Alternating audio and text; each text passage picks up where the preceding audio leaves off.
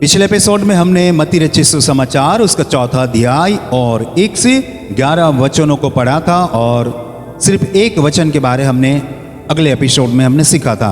मत्ती रचित सुसमाचार उसका 4था अध्याय 1 से 11 वचन में पढ़ूंगा। तब आत्मा यीशु को जंगल में ले गया ताकि इब्लीस से उसकी परीक्षा हो। वह 40 दिन और 40 रात निराहार रहा। तब उसे भूख लगी। तब परखने वाले ने पास आकर उससे कहा, यदि तू परमेश्वर का पुत्र है तो कह दे कि ये पत्थर रोटियां बन जाए। यीशु ने उत्तर दिया, लिखा है, मनुष्य केवल रोटी ही से नहीं परंतु हर एक वचन से जो परमेश्वर के मुख से निकलता है जीवित रहेगा। तब इब्लीस उसे पवित्र नगर में ले गया और मंदिर के कंगोरे पर खड़ा किया और उससे कहा, यदि तू परमेश्वर का पुत्र है तो अपने आप को नीचे गिरा दे, क्योंकि लिखा है, वह तेरे विषय में अपने स्वर्गदूतों को आज्ञा देगा और वे तुझे हाथों हाथ उठा लेंगे, कहीं ऐसा न हो कि तेरे पांव में पत्थर से ठेस लगे। यीशु ने उससे कहा, यह भी लिखा है, तू प्रभु अपने परमेश्वर की परीक्षा न कर। फिर इब्लीस उसे एक बहुत ऊंचे पहाड़ पर ले गया और सारे जगत के राज्य और उसके वैभव दिखाकर उससे कहा, यदि तू गिरकर मुझे प्रणाम करे तो मैं यह सब कुछ तुझे दे दूंगा। तब यीशु ने उससे कहा, हे शैतान, दूर हो जा, क्योंकि लिखा है, तू प्रभु अपने परमेश्वर को प्रणाम कर और केवल उसी की उपासना कर। तब शैतान उसके पास से चला गया और देखो, स्वर्गदूत आकर उसकी सेवा करने लगे। आज के इस वचन के लिए ताली बजा दीजिए, प्रभु की महिमा कीजिए। पहले वचन में हमने बड़े बारीकी से देखा था कि यह परीक्षा शैतान के द्वारा हुई ही नहीं है। शैतान परीक्षा ले उसके पहले हमने देखा था कि परमेश्वर ने आत्मा के सामर्थ्य के द्वारा यीशु मसीह को जंगल में वीराने में लेके गए ताकि जो इब्लीस है, शैतान है, उससे उसकी परीक्षा हो और जो प्रभु ने कहा था कि ये मेरा प्रिय पुत्र है जिसके ऊपर मैं अत्यंत प्रसन्न हूं, उस बात को सिद्ध की जाए। ये कोई साधारण व्यक्ति नहीं है। जानते हैं हम लोग की उत्पत्ति में जब आदम और हवा के पास ने शैतान ने आकर हवा को बहकाया और हवा बिल्कुल निर्बल पात्र था, तो शैतान के बहकावे में आ गई और उसके बाद पूरी मानव जाति पाप से घिर गई और मृत्यु छा गया और आज पूरी दुनिया में पाप चल रहा है। लेकिन नए नियम में बहुत ही अनोखी बात बनती है कि यीशु मसीह बपतिस्मा लेते हैं, उसके बाद वो पवित्र आत्मा उसे जंगल में ले जाती है। तो ये हम नहीं कहेंगे कि शैतान ने उसकी परीक्षा ली। हाँ, परीक्षा ली, लेकिन उसमें परमेश्वर की मर्जी थी। परमेश्वर की मर्जी थी कि मेरा जो प्रिय पुत्र है प्रभु यीशु मसीह, उसकी शैतान किसी भी रूप में परीक्षा ले ले, लेकिन ये उसका जो आमना सामना है उसमें शैतान की हार होने वाली है। तो ये हमने पहले एपिसोड में देखा था। लेकिन आज हम पहले एपिसोड में हमने एक शब्द को देखा था जो हिंदी में बहुत अच्छे से लिखा है, इब्लीस। यानी मैंने आपको बताया था इब्लीस का मतलब होता है झूठ बोलने वाला। प्रकाशित वाक्य उसका 12वां अध्याय और 9वां पद इस तरह से इब्लीस के बारे में परिचय देता है। यहां पर लिखा है, तब वह बड़ा अजगर अर्थात वही पुराना सांप जो इब्लीस और शैतान कहलाता है और सारे संसार का भरमाने वाला है, पृथ्वी पर गिरा दिया गया और उसके दूत उसके साथ गिरा दिए गए। अब देखिए कि यहां पर भी शैतान के दो रूपों का बारे में लिखा है, यानी कि 2 नामों से उसका परिचय दिया गया है। प्रकाशित वाक्य जो बाइबल की अंतिम पुस्तक है, वहां भी उसके 2 नामों के बारे में परिचय दिया गया है। यहां पर लिखा है, तब वह बड़ा अजगर। छोटा अजगर है ना, शिकार में इतना माहिर नहीं होता, लेकिन जो बड़ा अजगर होता है ना, शिकार में बड़ा माहिर होता है, इसलिए वो बड़ा चालाक होता है। कैसे बड़े बड़े जानवरों का शिकार करना, कैसे उनको पकड़कर उनको मरोड़ देना, वो अजगर का क्रियाकलाप होता है, वो अजगर की चालाकी होती है। वैसे शैतान बड़ा चालाक है। और उसके बाद लिखा है, वही पुराना सांप। एक छोटा जो सांप होता है ना, उससे बच्चा भी नहीं निकलता, एक पत्थर मार के उसको हटा सकता है। लेकिन एक बड़ा सांप होता है, जैसे नाग हम बोलते हैं, वो ऐसे फन यदि करता है तो अच्छे क्या पसीना छूट जाता है, क्योंकि वो बड़ा है और वो ताकतवर भी है। तो कहने का मतलब ये होता है कि शैतान, ये प्रकाशित वाक्य में उसके बारे में 2 शब्दों से वर्णन किया गया है कि बड़ा अजगर यानी बहुत ही सातिर, और दूसरा शब्द लिखा है पुराना सांप यानी बहुत ही वो भी सातिर और जहरीला होता है। और ऐसे उसके और परिचय दिया गया है, लिखा है जो इब्लीस और शैतान कहलाता है। तो यहाँ पर देखते हैं कि जो इब्लीस और शैतान कहलाता है और सारे संसार का भरमाने वाला है, पृथ्वी पर गिरा दिया गया। ताली बजा दीजिए आप लोग। तो इब्लीस और शैतान के बारे में आप समझिए कि झूठ बोलने वाला यानी इब्लीस, और उस स्टेटस से उसको गिरा दिया गया, उस ओहदे से उसको नीचे गिरा दिया गया, तब वो हो गया शैतान। आज हम शैतान के कौन से रूप को जानते हैं? गिरा हुआ। प्रभु यीशु मसीह ने कलवरी के क्रूस पे अपनी जान दे दी तो वो गिर गया, उसके पास कुछ भी नहीं रहा, है ना। तो अभी वो शैतान है, लेकिन स्टार्टिंग उसका ल्यूसीफर से हुआ था, दूसरा स्टेज उसका इब्लिस हुआ था, और आज के दिन में वो शैतान है। तो यहां पर हमने देखा कि इब्लिस का मतलब होता है झूठ बोलने वाला और शैतान का मतलब होता है पदभ्रष्ट। आपने अभी बराबर समझ लिया। देखते हैं यहां पर वह 40 दिन और 40 रात निराहार रहा, तब उसे भूख लगी। ध्यान से देखिए, वह 40 दिन और 40 रात निराहार रहा। इसमें कोई आश्चर्य की बात नहीं, 40 दिन तक वो परमेश्वर की उपस्थिति में बना रहा। लेकिन मैं आपको बताना चाहूंगा, मेरे अभ्यास के अनुसार, मैंने कई बाइबल को पढ़ा है, तो उसके आधार पे मैं बताऊंगा, शैतान 40वें दिन नहीं आया, वो पहले ही दिन से आया था। क्योंकि जब परमेश्वर ने आकाशवाणी में कहा था, ये मेरा प्रिय पुत्र है, उस पर मैं अत्यंत प्रसन्न हूं, उस दिन से यीशु मसीह के ऊपर शैतान की नजर थी। कहां जा रहा वो? अभी जंगल में जा रहा है, शैतान उसके पीछे पीछे जा रहा है वो, लेकिन वो कुछ नहीं कर पा रहा था, क्योंकि 40 दिन तक परमेश्वर की उपस्थिति में बना था। वो पहले दिन से सोच रहा था, मैं ऐसे उसको कैसे हराऊं, उसको कैसा सामना करूं, कैसे करूं मैं उसका सामना। आप बराबर ध्यान से सुनिए, कई बार बाइबल में है ना, हम समझ नहीं पाते। उसने 40 दिन तक उसकी परीक्षा की, एक दिन आखिरी दिन वाले नहीं है। आपको मैं ये भी बाइबल से मैं आपको प्रकाशन देना चाहता हूं कि आदम के पास शैतान गया ही नहीं कभी, हवा के पास गया, है ना, कमजोर के पास गया, वो ताकतवर के पास नहीं गया, क्योंकि वो भी परमेश्वर के सामर्थ्य में, परमेश्वर के स्वरूप में बनाया गया था। ताली बजा दीजिए आप आदम के लिए। यदि वो आदम के पास नहीं जा सकता था, तो यीशु के पास जो खुद परमेश्वर का पुत्र है, कैसे जा सकता था? वो नहीं। लेकिन जैसे प्रभु यीशु मसीह 40 दिन परमेश्वर की उपस्थिति से बाहर निकले, लेकिन जैसे वो उठे तो उस शरीर में थे, उसको क्या लगा? भूख लगा। जैसे वो उठे तो भूख लगी, तो उसको एहसास हुआ। लेकिन उसकी मनस्थिति को किसने देखा, किसने समझा? शैतान ने। लेकिन शैतान उसके मनस्थिति को जान गया। जितने भी लोग यहाँ ऑफलाइन सुन रहे हैं और जितने भी ऑनलाइन सुन रहे हैं, मैं आपको ये बताना चाहता हूं कि शैतान आपके शरीर को भी बराबर जानता है, आपकी मनस्थिति को भी बराबर जानता है, और आपकी आध्यात्मिक स्थिति को भी बराबर जानता है। बहुत चालाक है वो। आप क्या सोचते हैं ना, उसके ऊपर उसकी चालाकी रहती है। यदि उसने पानी के बारे में सोचा होता ना, तो पानी के विषय में उसके पास पहला परीक्षा लाता। उसने यदि कोई और विषय के बारे में सोचा होता ना, तो वो लाता। शैतान बड़ा चालाक है, वो आपके मन को जान जाता है, आपकी मनस्थिति को बराबर जानता है। यहां पर यीशु मसीह को भूख लगी, वो उसने बयान नहीं किया, उसने कहा नहीं कि मुझे भूख लगी, लेकिन उसकी स्थिति को देख ली उसने। उस स्थिति का जायजा पिछले 40 दिन से वो ले रहा था, और जैसा मौका मिला उसे भूख लगी, तो शैतान तुरंत उसके पास आया। इब्लिस जैसे हम बोलते हैं, वह 40 दिन और 40 रात निराहार रहा। यहाँ अच्छी बात है, उपवास नहीं लिखा है, क्योंकि उपवास इंटेंसली किया जाता है, भूखा परिस्थिति के कारण रहना पड़ता है। उसने इंटेंसली, वो भूखा नहीं रहा था, वो भूखा रहने के लिए नहीं गया था, इसलिए वो उपवास शब्द व्याकरण के हिसाब से गलत है। जैसे उसको भूख लगी, शैतान ने उसकी मनस्थिति को देख लिया, तब परखने वाले ने पास आकर कहा। कितना अच्छा वर्ड लिखा है, मतलब समझने के लिए। अच्छा वर्ड नहीं है, लेकिन समझने के लिए समझाता हूं। ना इब्लिस लिखा है, ना शैतान लिखा है ना, समझ रहे हैं आप? ना इब्लिस लिखा है, ना शैतान लिखा है। जानबूझ के बाइबल पवित्र आत्मा से ये शब्द लिखवाती है। ना इब्लिस लिखा है, ना शैतान लिखा है, लेकिन उसका भी इंटेंस क्या है शैतान का? उसकी मैं परीक्षा करूं। उसका कौन सा रूप है या कौन सा हेतु है उसका? परीक्षा करना।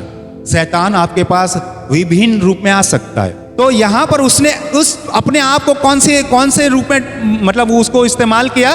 शैतान ने इब्लिस के रूप में नहीं इस्तेमाल किया, शैतान के रूप में भी अपने आप को नहीं इस्तेमाल किया, उसने उस व्यक्ति को परखने के रूप में इस्तेमाल किया। यानी पूरा ऑब्जर्वेशन किया, उसने पूरा ऑब्जर्वेशन किया। लगातार 40 दिन तक वो ऑब्जर्वेशन करता रहा, लेकिन 40वें दिन जब प्रभु उस महिमा से बाहर आए तो उसको भूख लगी, एहसास हुआ।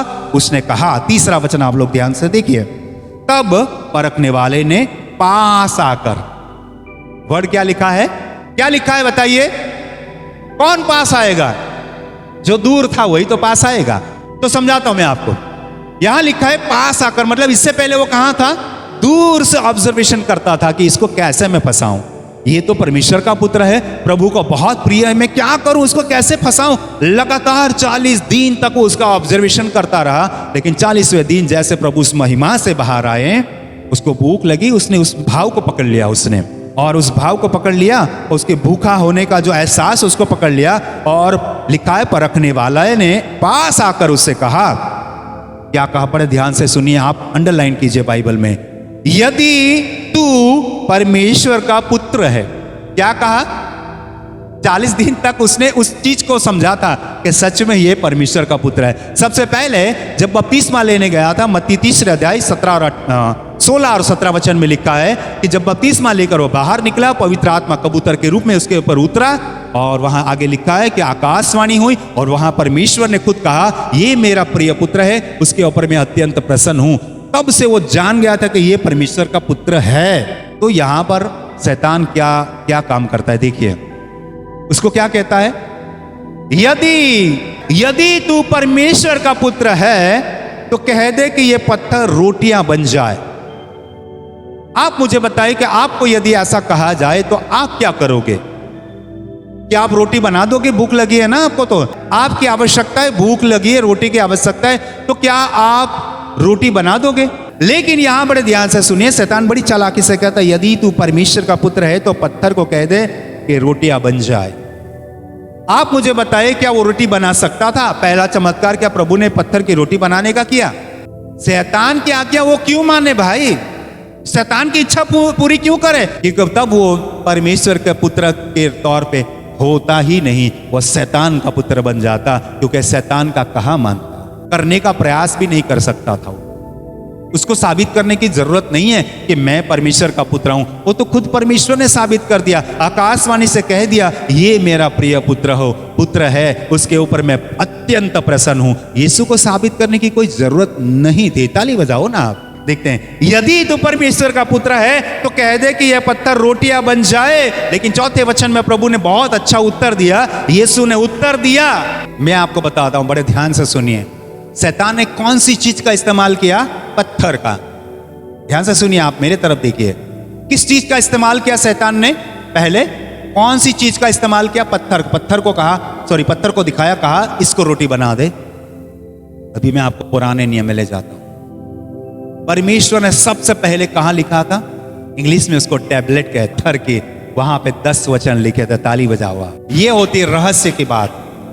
सबसे पहले परमेश्वर ने 10 आज्ञाएं दी, वो कहां पे लिखी? पत्थर पे लिखी थी। 2 शिला पट्टी थी ना, ये पत्थर को रोटी बनाने को कहता था, लेकिन परमेश्वर ने सबसे पहले मनुष्य को जो वचन दिया था ना, वो पत्थर पे ही दिया था। सामना देखो कैसे करता है वो।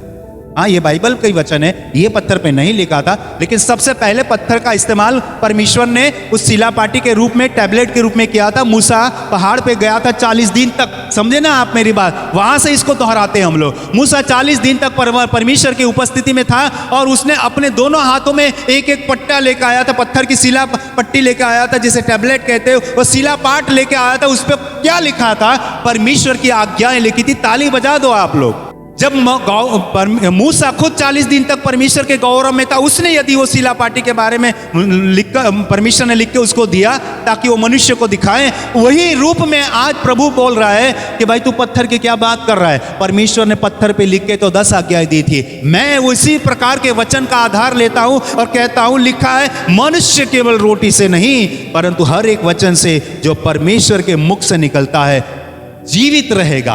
पत्थर का इस्तेमाल किया, जो सबसे पहले परमेश्वर ने पत्थर पे लिखा था, 10 आज्ञाएं। ताली बजाओ। चलो आगे बढ़ते हैं हम लोग। अभी पढ़ते 5वां वचन। तब इब्लिस उसे पवित्र नगर में ले गया। पहले परीक्षा कौन सी जगह पे हुई? ध्यान से मेरे को स्थल बताइए। जंगल में। बड़े ध्यान से सुनिए।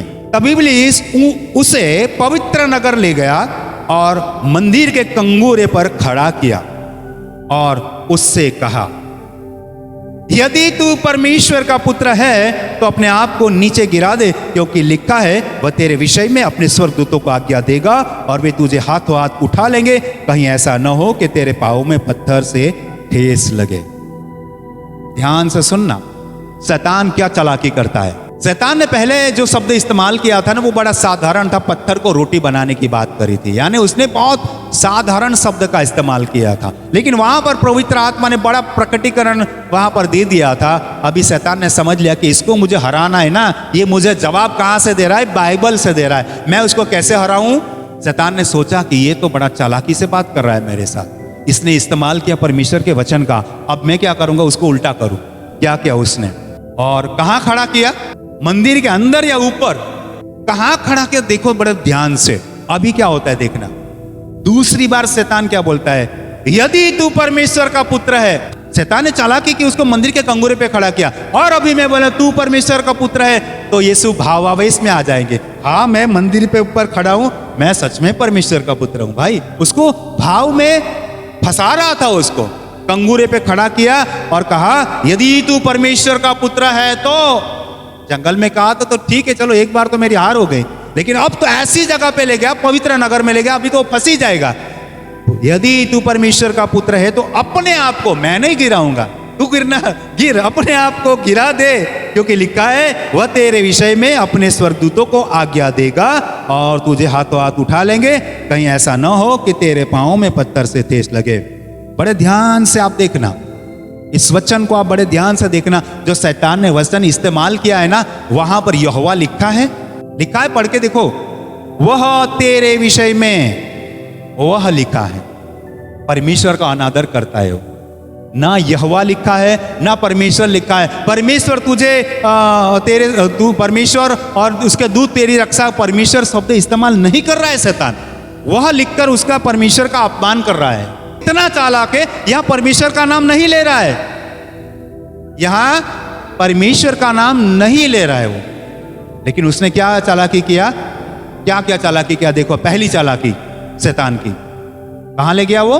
पवित्र नगर में। दूसरा, इनडायरेक्टली परमेश्वर का नाम लिया, इनडायरेक्टली। और तीसरा, स्वर्गदूतों का नाम लिया। और चौथा, वचन का आधार लिया। कितनी चीजों का आधार लिया मुझे बताइए? पहले उसने कौन सी चीज का आधार, जगह का आधार लिया? कौन सी जगह बताइए? पवित्र नगर यरूशलेम, मंदिर में। मंदिर मतलब पवित्र जगह। पहला उसने स्थान का इस्तेमाल किया, पवित्र स्थान का। दूसरा, उसने क्या बोलेंगे, इनडायरेक्टली परमेश्वर का इस्तेमाल किया। तीसरा, उसने दूतों का इस्तेमाल किया। और चौथा, उसने वचन का इस्तेमाल किया। चार ऐसी चीजें जो स्वर्गीय चीजें हैं, यानी पवित्र चीजें हैं, पवित्र बातें हैं, उसका इस्तेमाल किया। किसके विरुद्ध में? प्रभु यीशु मसीह के। चार ऐसी बातें करी कि किसी का भी माथा ठन जाए। लेकिन देखो क्या होगा। 7वां वचन, यीशु ने उससे कहा। यहां क्या लिखा है? कहा लिखा है, उत्तर दिया लिखा है। बड़े ध्यान से बाइबल पढ़िए। पहले लिखा था उत्तर दिया, यहां क्या किया उसने? शैतान इतना पावर लगा रहा है, इतना, प्रभु और नीचे से काम कर रहा है। शैतान जब छोटी बात करता है तो प्रभु उत्तर देता है। पत्थर को कह दे रोटी, आसान बात थी, तब प्रभु ने उत्तर दिया उसको। लेकिन जब बड़ी बड़ी बातें करी ना, उसने खाली कहा, यीशु मसीह ने कहा, उत्तर नहीं दिया उसको। उसके जैसा नहीं बना वो। 4 शब्दों का इस्तेमाल किया ना, तो प्रभु ने 4 की जगह पे 8 नहीं इस्तेमाल किए, सिर्फ साधारण शब्दों में कहा। ताली बजाओ यार, आप सुनना। आप कहा मतलब क्या? बहुत आसानी से कह दिया। क्या कहा देखो, यीशु ने उससे कहा 7वें पद में, यह भी लिखा है, तू प्रभु अपने परमेश्वर की परीक्षा न कर। मैं जो बता रहा हूं, ध्यान से इस मर्म को सुनिए। शैतान ने प्रभु भी नहीं कहा था, परमेश्वर भी नहीं कहा था, यहोवा भी नहीं कहा था, ईश्वर भी, कोई भी, मतलब किसी भी प्रकार के सम्मानजनक शब्द इस्तेमाल नहीं किया था। लेकिन यीशु मसीह ने उसके ऊपर बड़ा जवाब दिया उसको। देखो कहा, क्या कहा? तू प्रभु अपने परमेश्वर की परीक्षा न कर। परमेश्वर के लिए उसने कितने शब्द का इस्तेमाल किया, लेकिन यीशु मसीह ने उस परमेश्वर को दुगना सम्मान दिया। पहले कहा प्रभु और दूसरा कहा परमेश्वर। ताली बजाओ, हालेलुया। शैतान अपने आप को परमेश्वर भी समझता था और प्रभु यानी मालिक भी समझता था, लेकिन उसके उस संवाद को उसने काट दिया। बड़ी हार हो रही उसकी, अभी और हार बाकी है। देखिए 8वां पद पढ़ते हैं। फिर इब्लिस उसे एक बहुत ऊंचे पहाड़ पर ले गया और सारे जगत के राज्य और उसका वैभव दिखाया। पहले क्या दिखाया? मंदिर का कंगोरा दिखाया। उसने सोचा ये मंदिर पे खड़ा है इसलिए परमेश्वर परमेश्वर कर रहा है। चलो वो तो मानसिकता हो जाती है इंसान की कि जहाँ पवित्र भूमि पे खड़ा है, पवित्र मंदिर के कंगोरे पे खड़ा है तो परमेश्वर का नाम लेता है। लेकिन मैं अभी उसे ऐसे जगह से हटाता हूँ और ऊंचे पहाड़ पे ले जाऊं, पूरी दुनिया दिखाता हूं उसको। अब क्या करेगा? वैभव दिखाऊंगा, पैसा दिखाऊंगा, धन दौलत दिखाऊंगा। अब तो उसको मैं क्या करेगा? बहका दूंगा। लेकिन क्या होता है फिर? इब्लिस, देखो पहले वचन में इब्लिस लिखा है, 5वें वचन में इब्लिस लिखा है और 8वें वचन में 3 बार इब्लिस शब्द का इस्तेमाल किया है और तीसरे पद में परखने वाला लिखा है। अभी 8वें वचन को पढ़ते हैं। फिर इब्लिस उसे एक बहुत ऊंचे पहाड़ पर ले गया और सारे जगत के राज्य और उसका वैभव दिखाकर उससे कहा, यदि तू गिरकर मुझे प्रणाम करे तो मैं सब कुछ तुझे दे दूंगा। कितनी बार उसे कहा था यदि तू परमेश्वर का पुत्र है, यदि तू परमेश्वर का पुत्र है? कितनी बार कहा था? अब तक उसने 2 बार कह दिया। तो खुद मान रहा है वो, हाँ तू परमेश्वर का पुत्र है, हाँ तू परमेश्वर, लेकिन तीसरी बार नहीं कहा। क्यों नहीं कहा? यदि तीसरी बार भी वो कहता है शैतान, यदि तू परमेश्वर का पुत्र है तो मेरे पैर पड़, तो प्रभु बोलते है तू बोल रहा है मैं परमेश्वर का पुत्र, मैं तेरे कैसे पैर पड़ू? शैतान बड़ी चालाकी से उसका हटा देता वो टाइटल। यदि तू लिखा है, तू शब्द से उसका अपमान कर रहा है वो। पहले 2 शब्दों में क्या बोला उसने? यदि तू परमेश्वर का पुत्र है, तो बार बार उसको ये मतलब उकसा रहा है। लेकिन तीसरी बार वो कहेगा तब तो नहीं कर पाएगा, क्योंकि क्या कहता है? मेरे पर पैर। प्रभु ही बोल देगा, तू ही बोल रहा है मैं परमेश्वर का, मैं तेरे पैर कैसे पड़ू? इसलिए वो शब्द हटा देता है और एक साधारण शब्द इस्तेमाल करता है, यीशु का अपमान करता है। कहता है तू गिरकर मुझे प्रणाम करे। अभी तू परमेश्वर का पुत्र कह दिया, तुझे 2 बार मैंने सम्मान दे दिया, अभी तो तू साधारण व्यक्ति, मेरे पैर पड़ जा और ये सब कुछ तुझे दे दूंगा। तब यीशु ने उससे कहा, पहले वचन में इब्लिस लिखा है, 5वें वचन में इब्लिस लिखा है, 8वें वचन में इब्लिस लिखा है, जिसका मतलब होता है झूठ बोलने वाला। लेकिन प्रभु यीशु मसीह उसको इब्लिस कहते ही नहीं, उसको 10वें वचन में उसको कहते हैं हे शैतान। अब आप बोलो यीशु मसीह ने उसको कौन से शब्द से बोला कौन से शब्द से आज्ञा दी? इब्लिस कहा, जो बार बार वचन में आ रहा है। इब्लिस 3 बार आ रहा है, 1 बार परखने वाला आया। यीशु मसीह इब्लिस कह सकते थे लेकिन नहीं किया, क्योंकि इब्लिस कहने से तो वो सिर्फ झूठ बोलने वाला होता है, तू बहुत झूठ बोलता है, ऐसा हो जाता।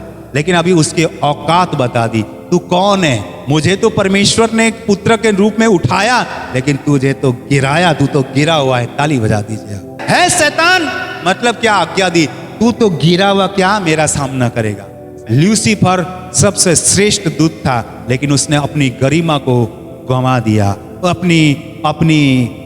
अपने फर्ज को उसने नहीं निभाया, घमंड किया। यीशु मसीह ने कहा तू लूसीफर था, तू इब्लिस था, लेकिन आज मेरी नजरों में तू गिरा हुआ है, तू शैतान है। ताली बजाओ एक बार जोरदार, यीशु की महिमा कीजिए, हालेलुया। हे शैतान दूर हो जा, क्योंकि लिखा है। ये होती है आज्ञा। पहले उत्तर दिया, फिर कहा, तीसरी बार भी कहा, लेकिन आज्ञा के साथ कहा। और लिखा है तू प्रभु अपने परमेश्वर को प्रणाम कर और केवल उसी की उपासना कर। इतना कहते ही, आज्ञा देते ही शैतान क्या हो गया? रफू चक्कर हो गया, रुक नहीं पाया। 40 दिन उसके इर्द गिर्द घूम रहा था, 40 दिन तक उसकी परीक्षा करने के लिए टांक रहा था। 40वें दिन उसको भूखा देखकर उसने अपना पूरा प्लान कर दिया। मैं आपको बताता हूं आखिरी सस्पेंस। परमेश्वर उसे कहां ले गया? आत्मा कहां ले गई थी? बोलिए, कहां ले गई आत्मा उसे? जंगल में। शैतान कहां ले गया उसे? जंगल से उठा के मंदिर के कंगोरे पर। फिर वहां से उठा के कहां ले गया उसे? बहुत ऊंचे पहाड़ पे। कौन उसको ऊंचा उठा रहा था? बोलो, शैतान। पर प्रभु इसको नीचे गिराने का उद्देश्य लेके आया था। परीक्षा तो शैतान की हो गई भाई, यीशु की नहीं हुई। हम लोग यही सिखा रहे हैं कि यीशु मसीह की परीक्षा, यीशु मसीह की परीक्षा ताकत है क्या किसी को परीक्षा लेने की? अरे देखो परीक्षा में तो उसको नीचे से ऊपर तो उसने उठाया। नहीं सुना ना आपने कभी? ये जंगल में यीशु परमेश्वर की आत्मा ले गए, वहां से कंगूरे से ऊंचे पहाड़ पे वो उठा के ऊपर ले जा रहा है। वो खुद गिरा हुआ है, यीशु को ऊंचा उठा रहा है, तो फिर क्या हो गया? इसमें मैं सोचता हूं शैतान की परीक्षा हो गई। शैतान ने समझ लिया इसने तो मुझे लूसीफर, वहां से इब्लिस और यहां से शैतान बोल दिया, बात खत्म हो गई। मैं तो गिरा हुआ लेकिन ये तो ऊपर उठ रहा है। अभी मुझे बताओ किसकी परीक्षा हो गई? अभी आप तो सालों से तो ये सीख रहे थे यीशु की परीक्षा, यीशु की परीक्षा। मैंने तो पहली बार आपको सिखाया, अभी तब भी आप बोल रहे शैतान की परीक्षा हो गई, वो हार गया। जीतने वाले की परीक्षा करो या ना करो, वो तो जीतने वाला ही है, हारने वाला और हार गया। और आखिरी वचन देखते हैं, तब जब शैतान हारा ना, तब शैतान उसके पास से चला गया। 40 दिन तक घूम रहा था वो, लेकिन अब चला गया और देखो स्वर्गदूत आकर उसकी सेवा करने लगे। ताली बजाओ, ताली बजाओ। ध्यान से सुनिए क्या लिखा है 5वें वचन में, यदि तू परमेश्वर का पुत्र है तो अपने आप को नीचे गिरा दे, क्योंकि लिखा है वह तेरे विषय में अपने स्वर्गदूतों को आज्ञा देगा और तुझे हाथों हाथ उठा लेंगे। यीशु को नीचे गिरने की जरूरत नहीं, वो शैतान उठा के लेके गया। कौन सेवा करने के लिए आया? कौन आया? स्वर्गदूत आए। शैतान क्या चाहता था? नीचे गिर जा, से स्वर्गदूत आएंगे। अरे वो उसको ऊंचे उठाया, तब तो दूत आए। ताली तो बजाओ ना।